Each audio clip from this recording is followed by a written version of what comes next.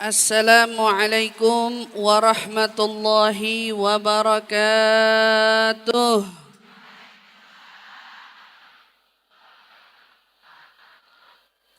Alhamdulillahi rabbil alamin. Wabihi nasta'inu ala umuri dunya wad din. Wassalatu wassalam ala ashrafil anbiya wal mursalin, Sayyidina wa habibina wa syafi'ina wa qurrati a'yunina Muhammad sallallahu alaihi wa ala alihi wa sahbihi wa sallam.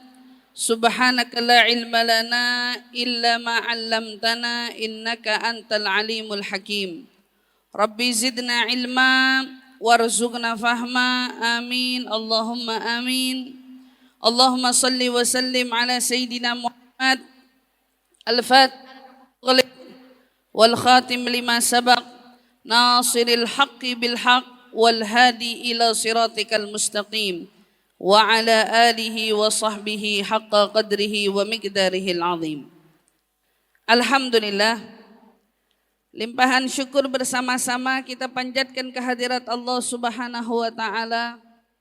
Pada pagi menjelang siang ini Allah pertemukan kita, kumpulkan kita bersama-sama di dalam naungan perkumpulan kebaikan di salah satu rumah terindah, rumah agung di sisi Allah Subhanahu wa taala, yang dikatakan oleh Nabi kita Muhammad sallallahu alaihi wasallam, ahabbul biladi ilallahi masajiduha wa abghadul biladi ilallahi aswaquha.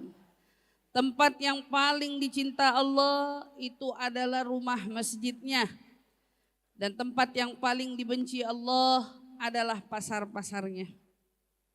Alhamdulillah, di antara para kekasih Allah, para hamba-hamba Allah di muka bumi ini, kita menjadi orang-orang yang dipilih Allah. Satu di antara kita yang duduk dan hadir di sini adalah tentunya orang-orang yang diberkahi Allah Subhanahu wa taala, yang mudah-mudahan dengan langkahnya ke sini doa-doanya semua dikabulkan Allah Subhanahu wa taala. Yang dengan langkahnya, kakinya melangkah ke sini, mudah-mudahan Allah Subhanahu wa taala tinggikan derajatnya. Yang dengan kakinya melangkah ke sini, mudah-mudahan yang sakit-sakit Allah angkat penyakitnya. Yang melangkahkan kakinya ke sini, yang punya masalah, punya urusan, mudah-mudahan keluar dari sini semua masalah dan urusannya dimudahkan Allah Subhanahu wa taala. Insyaallah, amin ya rabbal alamin. Dan tentu kita bersama berharap semua di antara kita yang keluar dari sini imannya menjadi iman yang baru, takwanya menjadi takwa yang baru, cintanya menjadi cinta yang baru, cinta kepada Allah dan cinta kepada Rasulullah sallallahu alaihi wa ala alihi wasallam. Amin amin ya rabbal alamin. Di dalam firman-Nya Allah Subhanahu wa taala berfirman, laqad ja'akum rasulun min anfusikum azizun 'alaihi ma 'anittum harisun 'alaikum bil mu'minina raufur rahim. Telah datang seorang rasul kepada kita semua, seorang rasul yang memiliki sifat-sifat luhur, sifat-sifat agung, sifat-sifat mulia yang Allah gambar. Ternyata di balik keluhuran dan di balik kemuliaan sifatnya, sifat yang paling menonjol dari sosok Nabi kita Muhammad sallallahu alaihi wasallam adalah sifat harisun alaikum bil mu'minina raufur rahim. Sifat unggulnya Nabi itu adalah kepeduliannya, perhatiannya kepada seluruh umatnya. Bukan hanya peduli, bukan hanya memperhatikan, tetapi di dalam jiwanya Nabi kita, beliau memiliki jiwa yang dipenuhi dengan kasih sayang. Dia adalah Nabi kita Muhammad sallallahu alaihi wa ala alihi wa sahbihi wasallam. Sosok Nabi yang diutus Allah untuk kita semua merupakan hadiah yang paling indah. Hadiah yang paling berharga. Hadiah yang paling tinggi nilai dan kedudukannya di hati kita semua. Hadiah kita memiliki Nabi Muhammad. Dan kita bersyukur kepada Allah Subhanahu wa taala. Salah seorang di antara kita yang hari ini duduk, pasti saya yakini di hati kita semua memiliki kecintaan kepada nabinya. Memiliki kerinduan kepada nabinya. Dan tentunya memiliki harapan agar esok mendapatkan syafaat dari Nabi Muhammad sallallahu alaihi wasallam. Maka ibu-ibu yang dirahmati Allah, datang sebuah kisah. Tatkala Nabi sedang duduk dengan para sahabatnya, tiba-tiba Nabi berkata, wa syaugah.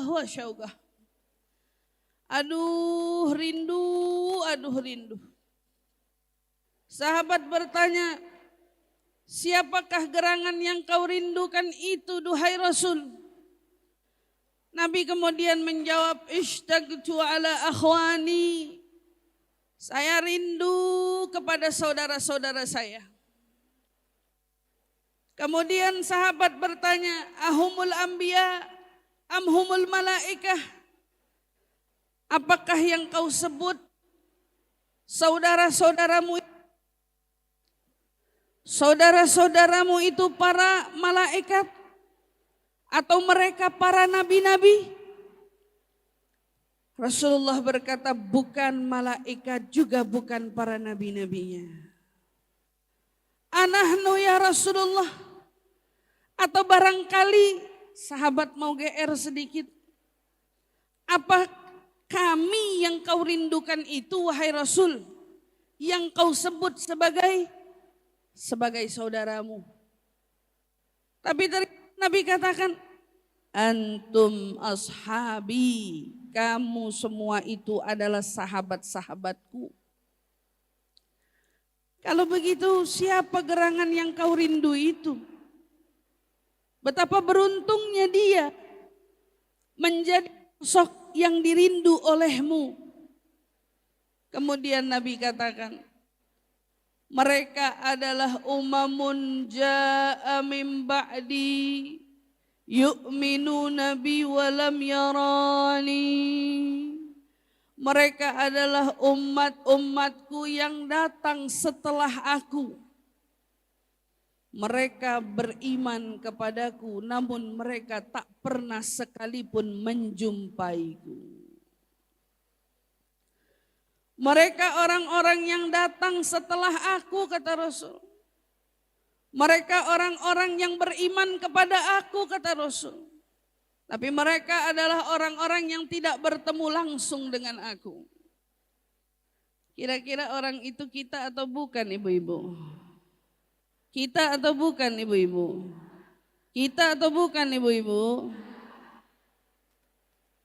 Seyakin apa kalau kita dirindu sama Nabi? Seyakin apa kita kalau Nabi rindu sama kita? Seyakin apa kita mau bilang kalau kita adalah salah seorang yang memang dirindu oleh Nabi kita? Karena rasanya kalau hanya mengakui keimanan, maka kita perlu melirik lagi sedalam apa keimanan kita kepadanya. Jika memang yang dirindu oleh Nabi adalah generasi yang datang setelah Nabi, mereka beriman kepada Nabi walaupun mereka tidak pernah melihat Nabi. Saya berharap dan saya berdoa mudah-mudahan yang dirindukan Nabi adalah kita semua. Yang pernah disebut oleh sebagai saudaranya adalah kita semua. Yang dirindu oleh Nabi, yang diharap oleh Nabi kita semua. Dan tentunya menjadi orang yang dirindukan Nabi kita perlu menelaah bersama sejauh mana keimanan kita kepada Nabi. Sejauh mana dalamnya iman kita akan ajaran Nabi. Sejauh mana diri kita selama ini di dalam meneladani sosok kemuliaan Nabi kita Muhammad sallallahu alaihi wasallam. Maka perlu ibu-ibu ketahui bahwa iman kita ini cenderung naik turun. Betul atau tidak ibu?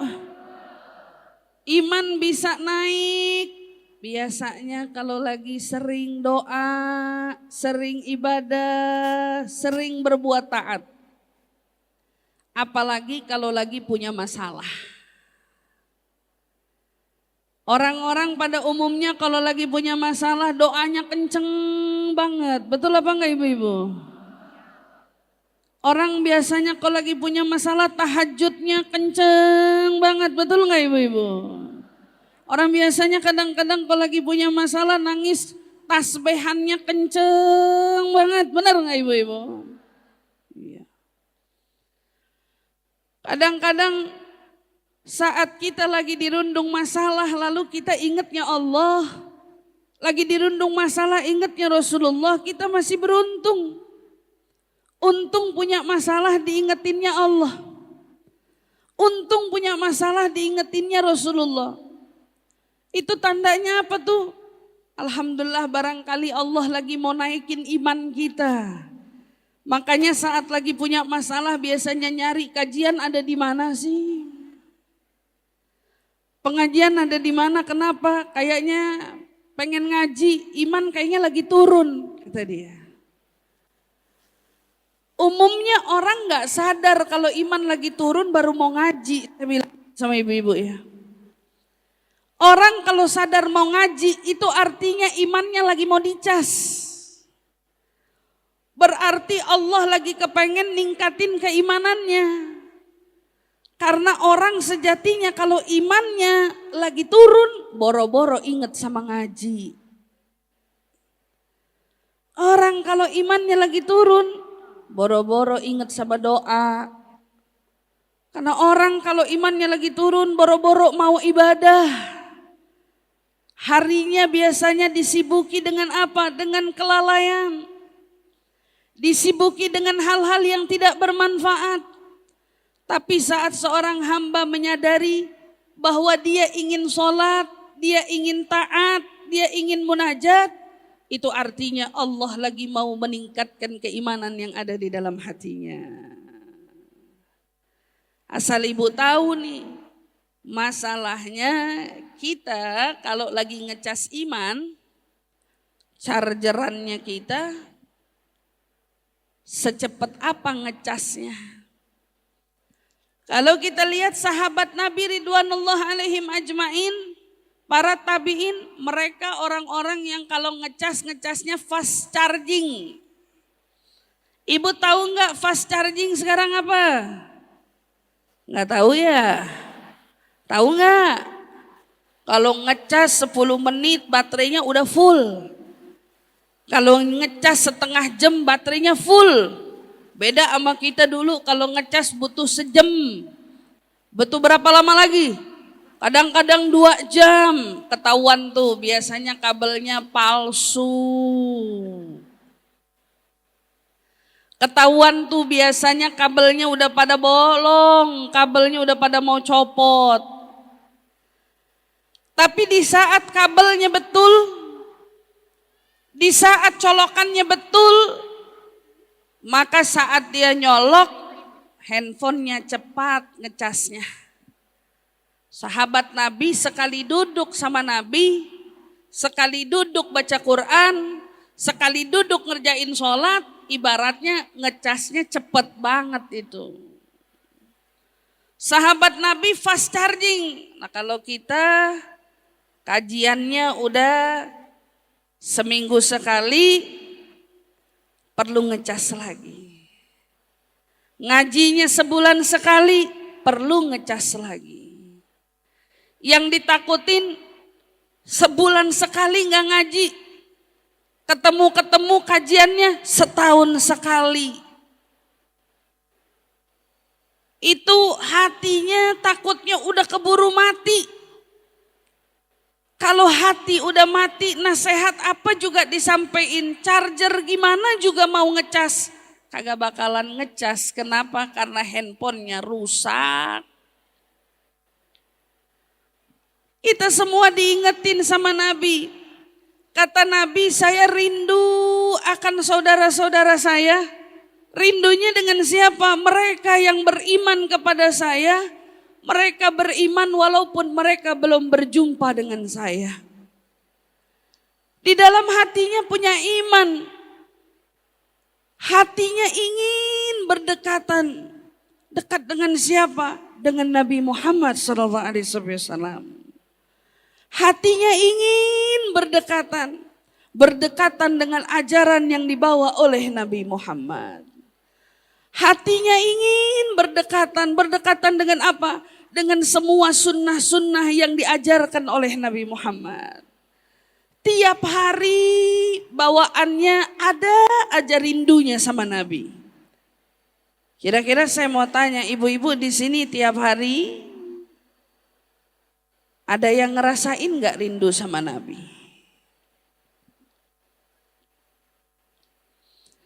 Tiap hari ada yang ngerasain gak pengen banget ngelihat wajahnya Nabi?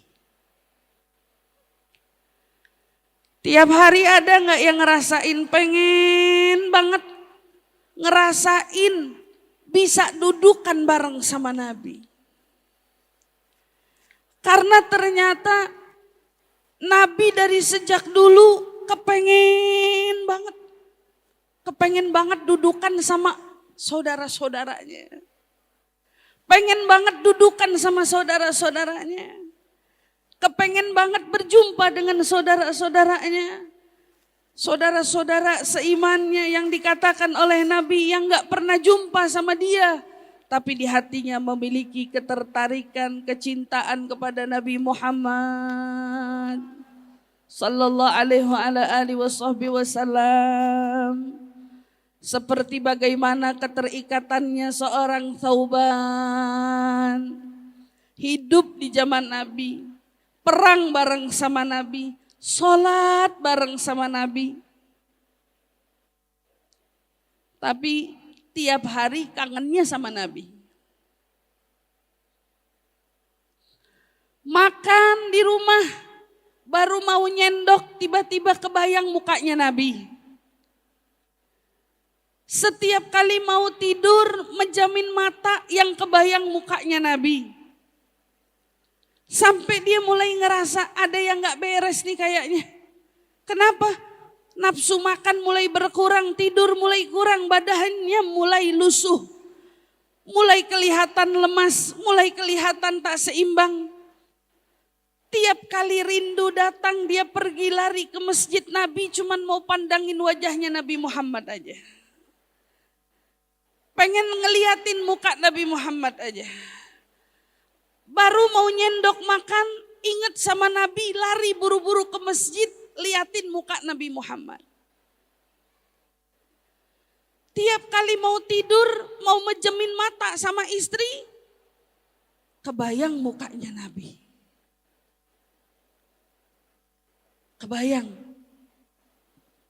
Ngeliatin Nabi, enggak pernah bosen, enggak pernah mau habis, enggak pernah mau berhenti. Masya Allah. Thauban lari sampai Nabi kemudian dapati sewaktu-waktu, kenapa nih seorang Thauban mukanya udah mulai pucat, tubuhnya mulai kurus.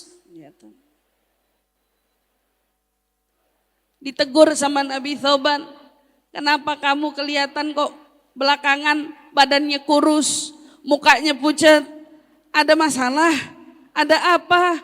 Itu bentuk perhatian Nabi sama sahabatnya. Nggak bisa ngelihat sahabat kayaknya mukanya punya masalah dikit, bawaannya kepengen Nabi itu tolongin, bawaannya pengen Nabi tanyain. Ditanya sama Nabi, ada apa Thauban? Jadi gini Rasul, saya punya masalah nih. Belakangan ini nggak tahu kenapa saya itu kalau makan kebayang mukanya kamu. Kalau mau tidur kebayang mukanya kamu. Masya Allah. Kalau tidur kebayang, kalau makan kebayang. Tiap kali mau beraktivitas kebayang. Sampai saya nggak bisa ngapa-ngapain Rasul. Kalau di sini Rasul, saya nggak khawatir karena tiap kali rindu saya lari ke masjid, saya temukan kamu di situ. Karena ternyata obatnya rindu itu adanya di mana? Ketemu ya ibu-ibu ya. Ketemu. Bener apa enggak itu? Ibu kalau rindu bawaannya pengen ketemu atau enggak? Pengen ketemu siapa? Pengen ketemu siapa? Biasanya kita kalau kangen pengen ketemu, buru-buru nih, pengen ketemu. Kata Tuhan, kalau saya kangen sama engkau di dunia, di sini Rasul, saya kangen bentaran pulang. Kangen lagi pulang lagi ke masjid, ketemu engkau ada di situ. Tapi masalahnya Rasul, yang saya khawatirin, gimana nasib saya di akhirat nanti? Saya takut Rasul ngebayangin, kalau nanti udah di akhirat, saya udah di sana, engkau udah di sana. Saya ini cuman seorang Thauban, cuman Thauban orang biasa. Kalau ngebayangin surga, ya Allah, kayaknya engkau surganya ada yang paling tinggi, saya cuman Thauban. Kira-kira kalau nanti di sana engkau udah di surga, saya kangen gimana caranya Rasul? Kalau sumpamanya nanti di akhirat saya kepengen lagi lihat mandangin wajah kamu, gimana caranya Rasul? Kangen. Dijawab oleh Nabi kita Muhammad SAW. Wahai Thauban, tahu nggak orang nanti di sana akan dikumpulkan bersama dengan siapa yang dia cinta? Kalau memang di hatimu punya cinta dengan saya, maka besok kamu akan bersama dengan saya di sana. Siapa yang pengen sama Nabi Muhammad? Siapa yang pengen sama Nabi Muhammad? Siapa yang pengen sama Nabi Muhammad? Kalau emang pada kepengen sama Nabi Muhammad, modalnya harus punya cinta. Kalau nggak punya cinta sama Nabi Muhammad, bakal sulit nyampe kedudukannya Nabi di sana. Karena ternyata ngecas iman yang paling tinggi yang bisa mempertahankan dan mengokohkan keimanan kita semua, itu adalah jika di hati kita memiliki cinta kepada Nabi Muhammad. Cinta sama Nabi Muhammad, gimana gak mau cinta coba? Tiap malam yang didoain kita. Tiap malam sujudnya yang diutarakan dari untayan doanya adalah tentang umatnya. Sampai-sampai suatu ketika Nabi lagi duduk dengan istrinya Sayyidah Aisyah. Nabi lagi lihat keadaannya, lagi baik-baik aja nih. Dudukan sama istrinya Sayyidah Aisyah. Kata Sayyidah Aisyah, satu malam saya lihat muka Nabi lagi enak banget. Akhirnya saya beraniin diri, Rasul doain saya dong. Kata Nabi bilang, kamu mau minta doa dari saya? Nabi angkat tangannya, Allahumma gfir li Aisyah ma qaddamha wa ma akharha. Ya Allah, ampunin dosa-dosanya Aisyah yang lalu maupun yang akan datang.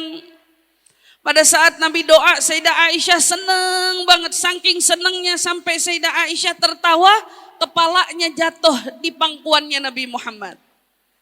Diusap kepalanya sama Nabi. Seneng banget kamu Aisyah. Siapa yang gak seneng Rasul didoain sama kamu? Doa yang paling berharga dari mulut manusia yang termulia.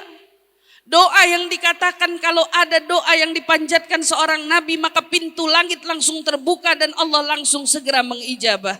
Siapa yang gak senang kalau didoain sama engkau wahai Rasul? Subhanallah.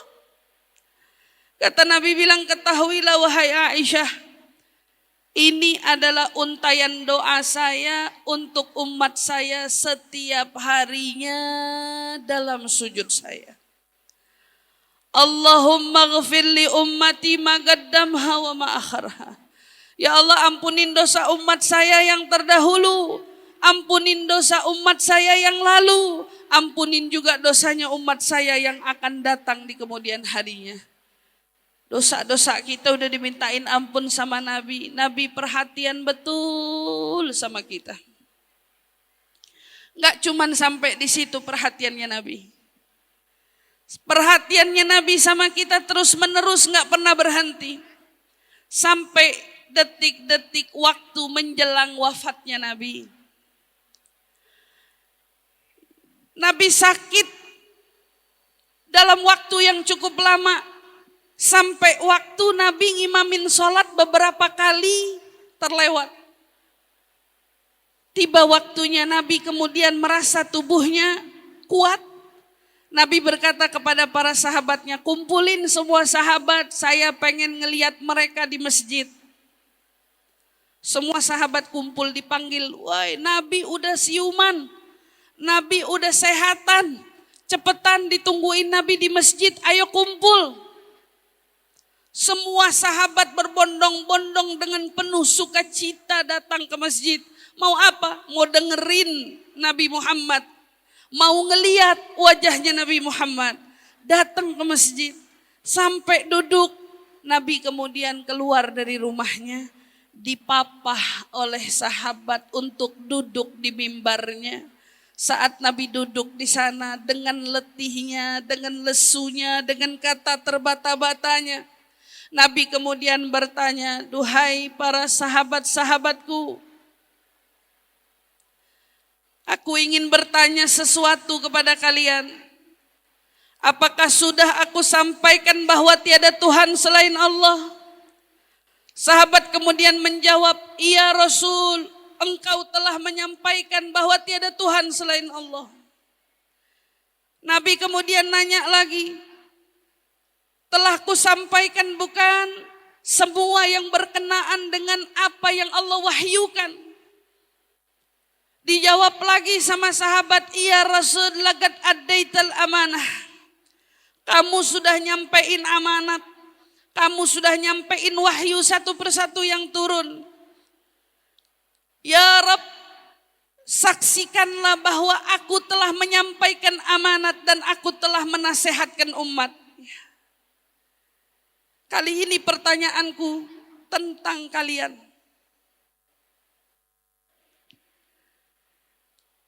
Kata Rasulullah, sebentar lagi aku akan pergi berjumpa dengan Tuhanku. Dan aku tidak mau pulang ke haribaan Allah dalam keadaan aku punya hutang dengan kalian semua. Maka Nabi katakan, siapa di antara kalian yang jika aku pernah berhutang, maka sampaikanlah hutang piutangku sekarang agar aku dapat melunasinya. Sahabat semua tertunduk diam. Mereka malu. Nabi nanya punya hutang atau tidak. Kata Nabi, kalau saya punya hutang, tolong sampaikan hutang saya sekarang. Tidak seorang pun dari sahabat berani mengangkat kepala, yang ada mereka semua berkata, Rasul, kau tidak berhutang apa-apa kepada kami. Justru kamilah umatmu yang berhutang kepadamu, wahai Rasul. Kami umatmu yang berhutang kepadamu, wahai Rasul. Pertanyaannya diulang 3 kali, adakah aku berhutang kepada kalian? Tiba-tiba salah seorang sahabat ada yang berdiri. Dia bernama Ukasyah.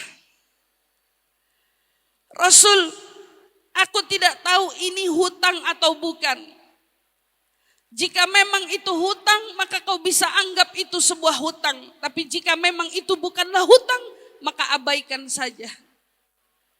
Sahabat terkejut melihat Ukasyah berdiri seolah ingin menagih hutang. Kata sahabat bilang, Ukasyah, kalau Nabi punya hutang tagih kita aja. Nabi bilang sama sahabat, diam semuanya biar Ukasyah menyampaikan apa yang ingin disampaikannya. Ukasyah berkata, Rasul, waktu perang Uhud kau menunggangi sebuah kuda dan aku berdiri tepat di belakang kudamu. Pada saat itu kau memegang cemeti.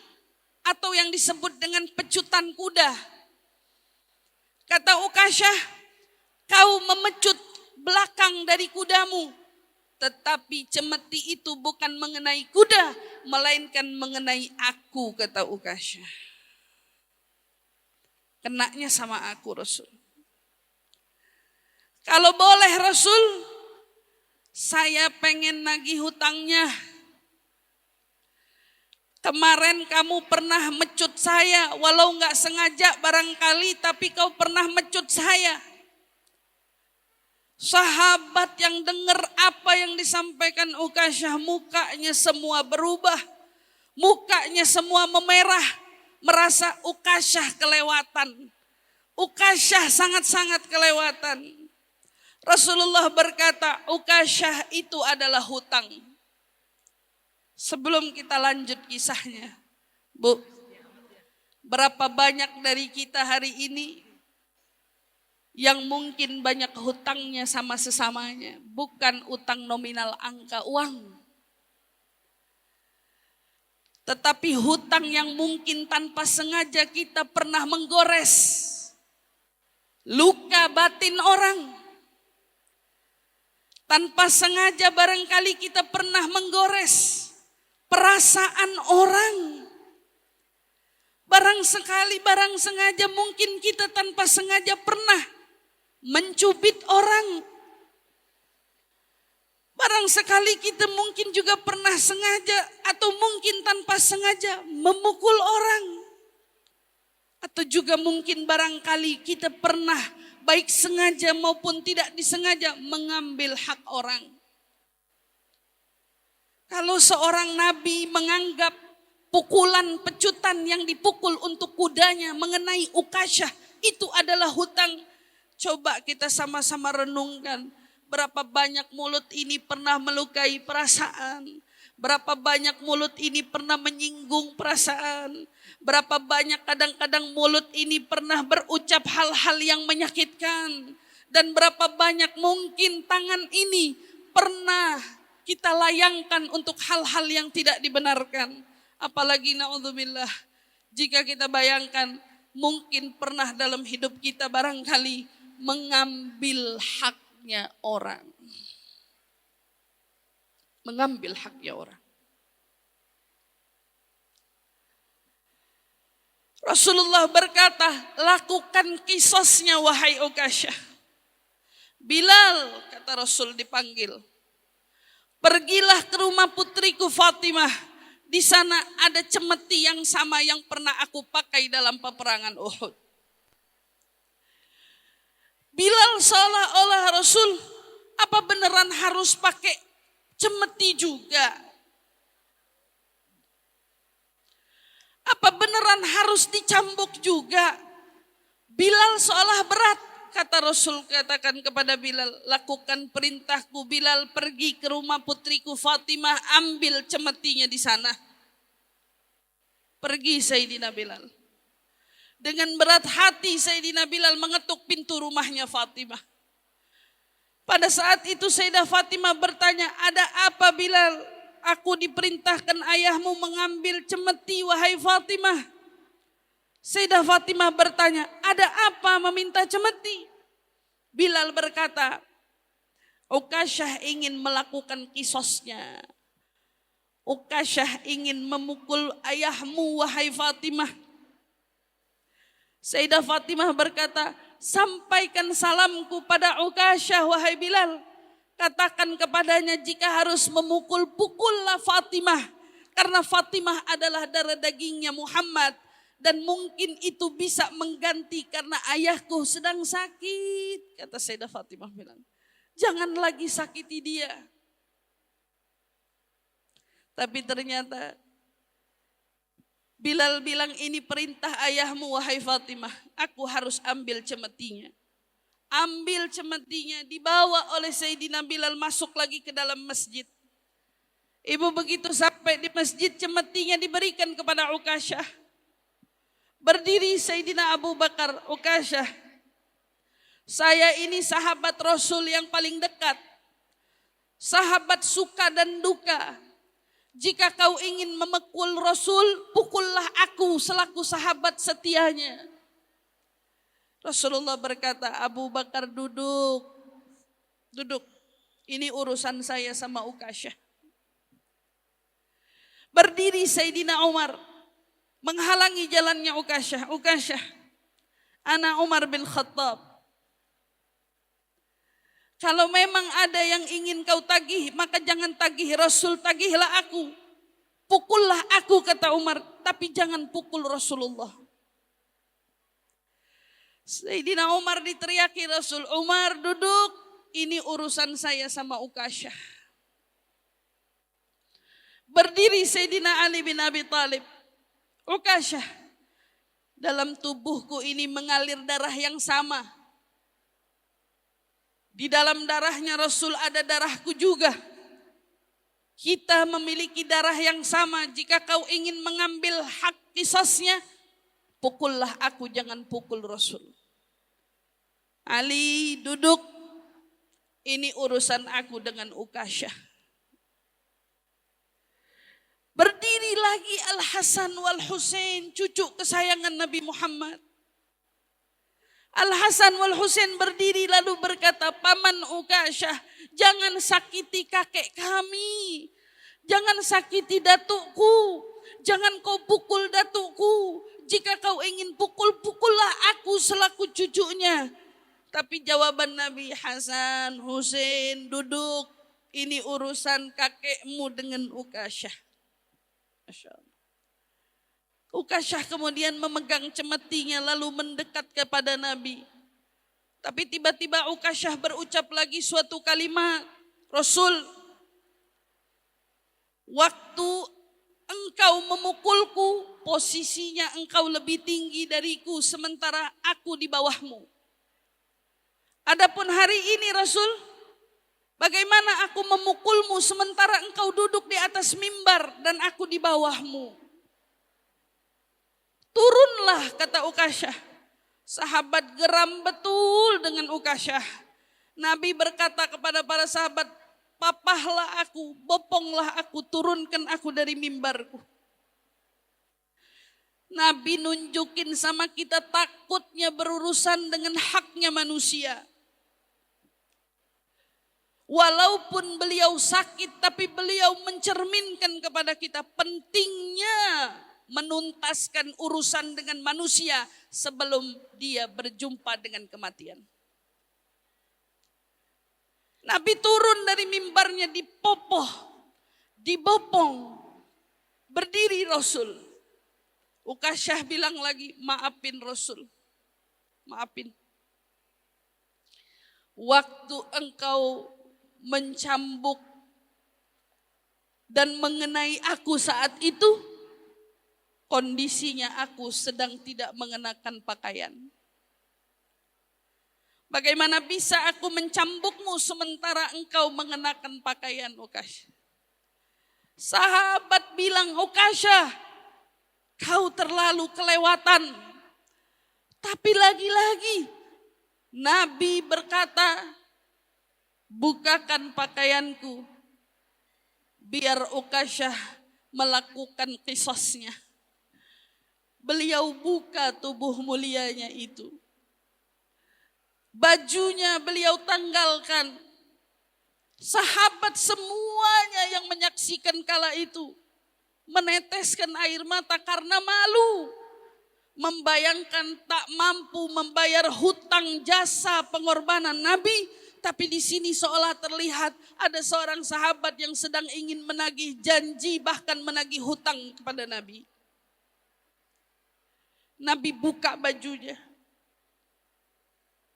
mendekat Ukasyah, semakin mendekat Ukasyah.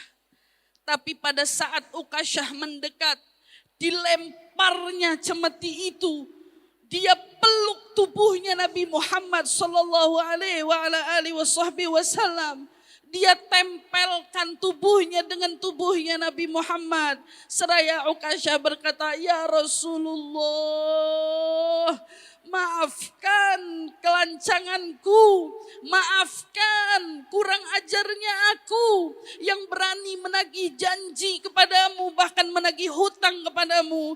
Tak kuasa Rasul, tangan ini mau mencambukmu. Demi Allah, aku bukan ingin mencambukmu, tapi aku hanya ingin menempelkan kulitku dengan kulitmu. Karena aku pernah mendengar, barang siapa yang kulitnya pernah menempel dengan kulitnya Rasul, maka dia tidak akan terkena jilatan api neraka. Ukasyah bilang, Rasul, saya gak punya banyak amal, saya gak punya banyak bekal yang bisa nyelamatin saya nanti di akhirat. Satu-satunya harapan saya cuman saya bisa nempelin tubuh saya denganmu agar aku pun ikut selamat dari jilatan api nerakanya Allah. Sahabat semuanya menangis saat itu, seraya seolah mereka ingin mengatakan itulah harapan mereka semua. Tapi itu adalah perjumpaan mereka yang terakhir dengan Nabi Muhammad sallallahu alaihi wasallam. Semenjak hari itu Nabi sudah tidak kumpul lagi dengan para sahabat. Beliau kemudian dibopong kembali ke rumahnya. Beliau menghabisi hari demi harinya dengan melalui sakit menjelang kematiannya. Tapi luar biasanya Rasulullah, di hari beliau wafat, di hari beliau ingin dijemput kematiannya, datang Israel mengetuk pintu rumahnya, meminta izin kepadanya untuk mencabut nyawanya. Datang Israel dengan menawarkan, kau ingin kucabut atau kau ingin tetap hidup Rasul? Kita gak ada yang ditawarin begini. Kau mau dicabut atau kau mau tetap hidup? Datang malaikat Jibril turun menyampaikan, duhai Rasul, kita semua datang ke sini untuk mengikuti semua yang kau perintahkan. Kata Allah, lakukan apa yang diinginkan oleh kekasihku Muhammad. Tapi sampaikan kepadanya salamku wahai Jibril. Siapa nih yang ngomong? Allah. Malaikat Jibril berkata, ya Rasulullah, innallaha yugri'ukas salam. Sesungguhnya Allah menyampaikan salam kepadamu. Dan Allah berkata telah rindu dalam perjumpaan dengan kekasihnya yaitu kamu. Maka kemudian Rasulullah memutuskan fakhtara rafiqil a'la. Saya enggak mau hidup, saya mau mati berjumpa dengan Tuhanku. Saya ingin berjumpa dengan Tuhanku. Kemudian Nabi menangis. Beliau berkata, ya Jibril, hanya satu yang ada di pikiranku. Bagaimana nasib umatku jika aku mati nanti? Jika aku telah tiada, bagaimana keadaan umatku setelahku? Allah kemudian menjawab melalui wahyunya, malaikat Jibril menyampaikan, sesungguhnya Allah berkata, sampaikan kepada kekasihku Muhammad, Allah tidak akan pernah menyia-nyiakan umatnya Muhammad. Allah tidak akan pernah menghinakan umatnya Muhammad. Ya Allah, terima kasih kau telah jadikan kami semua umat Nabi Muhammad. Ya Allah, terima kasih kau telah pilih Nabi kami, Nabi Muhammad. Ya Allah, kau telah pilih salah seorang di antara kami yang menjadi umat Nabi Muhammad. Allah tidak akan menyia-nyiakan umatmu. Sehingga Allah katakan nanti di padang mahsyar engkau adalah nabi pertama yang dibangkitkan Allah beserta dengan umatmu. Engkau adalah pemimpinnya seluruh manusia di mahsyar wahai Muhammad. Dan engkau bersama dengan umatmu adalah orang pertama yang akan memasuki surga sebelum umat-umat lainnya. Kemuliaan ini didapat bukan karena kita mulia. Bukan karena kita mulia, Bu. tapi kita menjadi mulia karena kemuliaannya Nabi Muhammad. Amal kita nggak seberapa, perbuatan kita pun jauh dari kata sempurna. Tapi kita terberkahi dan beruntung karena kita punya Nabi Muhammad. Kalau kita nggak punya cinta sama Nabi, rugi betul kita. Malaikat Israel izin mau cabut nyawanya. Pada saat malaikat Israel mulai mencabut, Rasulullah berkata, aduh sungguh innal mauti la sakarat. Ternyata kematian itu ada rasa sakitnya. Sakaratul maut itu menyakitkan. Kemudian dijawab oleh Israel, laqad khafafna anka ya Rasulullah. Kami telah meringankan rasa sakit ini untukmu wahai Rasul. Telah kami ringankan rasa sakit ini untukmu. Lagi-lagi yang terbayang di dalam pikiran Nabi, apakah umatku akan merasakan rasa sakit yang serupa? Kalau begitu kata Rasulullah, syaddidhu alayya wa hawwinha ala ummati. Jangan ringankan aku, tapi tolong bebani rasa sakit umatku agar umatku yang merasakan ringannya sakaratul maut. Siapa dari kita yang mau jemput sakaratul maut kita dengan husnul khatimah? Siapa dari kita yang ingin kematiannya dijemput dengan husnul khatimah?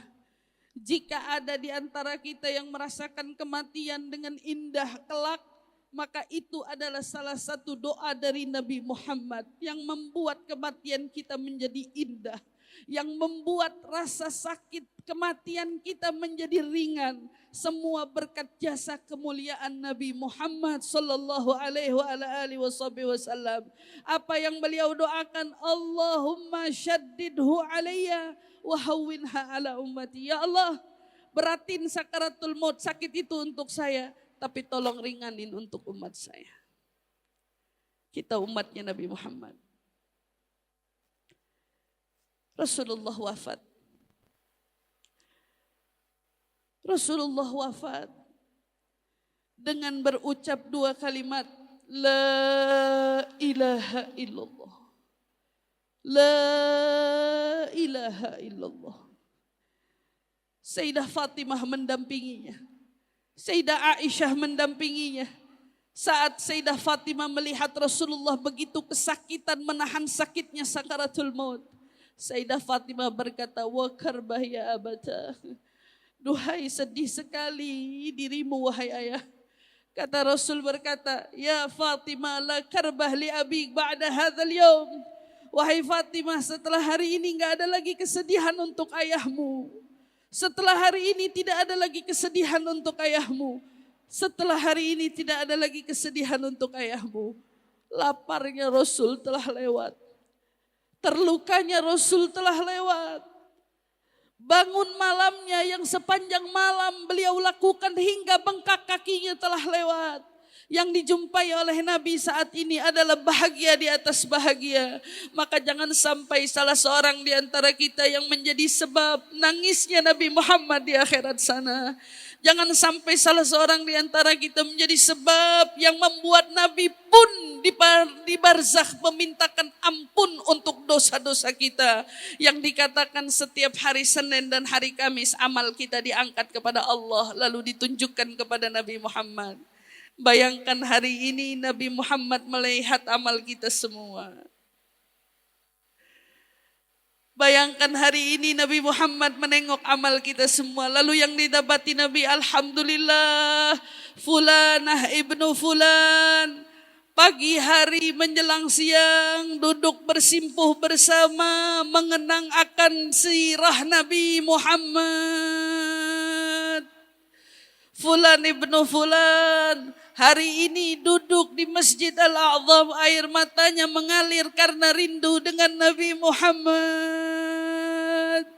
Fulan ibnu fulan hari ini duduk di Masjid Al-A'zam begitu mengharapkan syafaat Nabi Muhammad.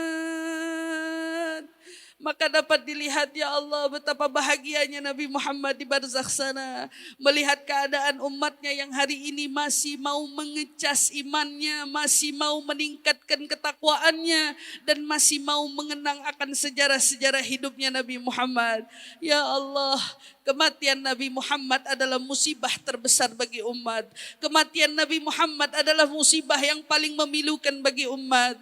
Tapi Nabi Muhammad memiliki janji Allah dalam genggamannya bahwa umatnya tidak akan dihinakan nanti di akhirat. Ya Allah, jadikan kami umat yang tidak dihinakan itu ya Allah. Ya Allah, jadikan kami umat yang tidak dihinakan itu ya Allah. Ya Allah, jadikan kami umat yang tidak akan dihinakan itu ya Allah. Allahumma ya Allah, di saat kami dikumpulkan di padang mahsyar, kami tidak mau berkumpul selain di bawah bendera Nabi Muhammad. Ya Allah, saat nanti dibangkitkan di padang mahsyar, kami tidak mau berkumpul selain dengan perkumpulan Nabi Muhammad. Maka ya Rabb, jangan kau biarkan nama kami yang duduk di sini orang yang esok tidak bersama dengan Nabi Muhammad. Ya Allah, saksikan bahwa di hati kami ada secercah cinta kepada Nabi Muhammad. Ada rasa ingin berkumpul dengan Nabi Muhammad. Ada rasa ingin masuk surga bersama Nabi Muhammad. Maka ya Rabb, saksikan di atas banyaknya ribuan umatmu yang hari ini berkumpul bersama. Maka jangan lepaskan genggaman kami hari ini agar kami bisa bersama dengan Nabi Muhammad.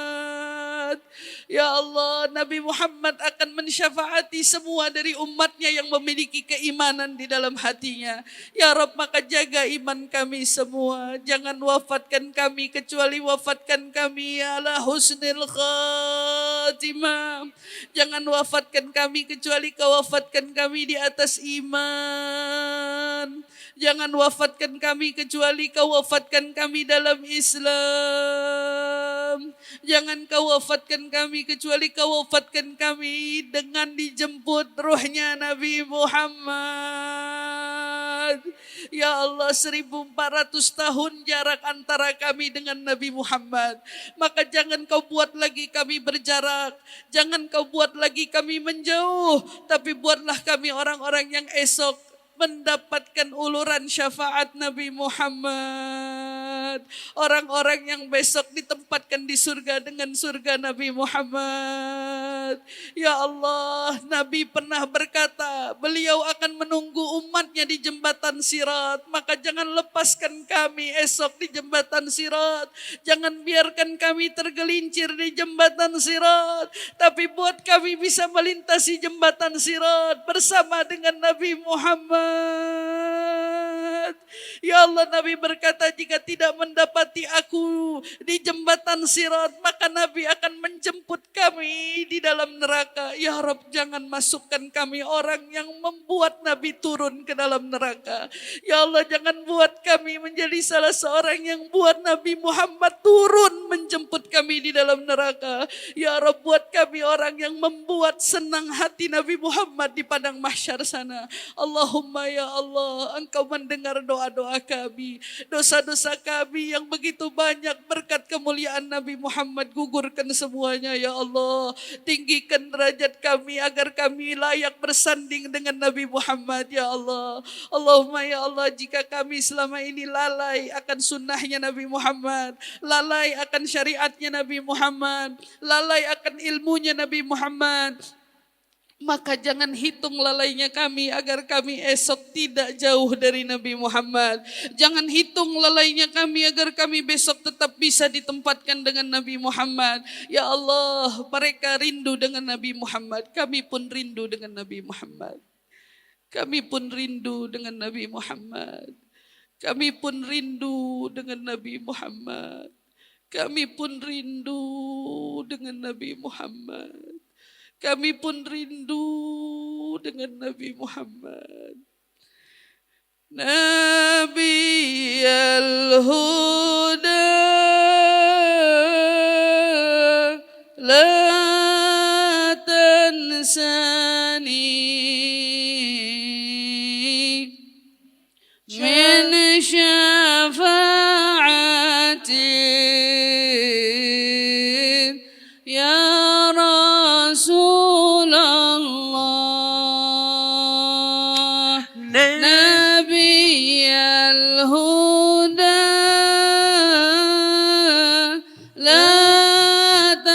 إحساني من شفاعة يا رسول الله فإني مسيء مذنب ذو جرائر يا رسول الله. Duhai Rasul, sang pemberi petunjuk, jangan lupakan kami esok dari syafaatmu. Jangan lupakan orang tua kami esok dari syafaatmu. Jangan lupakan anak keturunan kami esok dari syafaatmu. Ya Rasulullah, kami adalah pendosa, kami yang penuh banyak salah. Maka ampunilah dosa-dosa kami dengan kemuliaan dan keagungan-Mu di sisi Tuhanmu Allah Subhanahu wa taala. Ya Rasulullah, lihatlah wajah-wajah kami di sini. Lihatlah hati kami di sini. Lihatlah semua yang ada pada diri kami hari ini. Kami tidak punya amal, kami tidak punya banyak amal, tetapi kami punya sedikit cinta kepadamu. Maka terimalah persembahan cinta kami yang sedikit ini.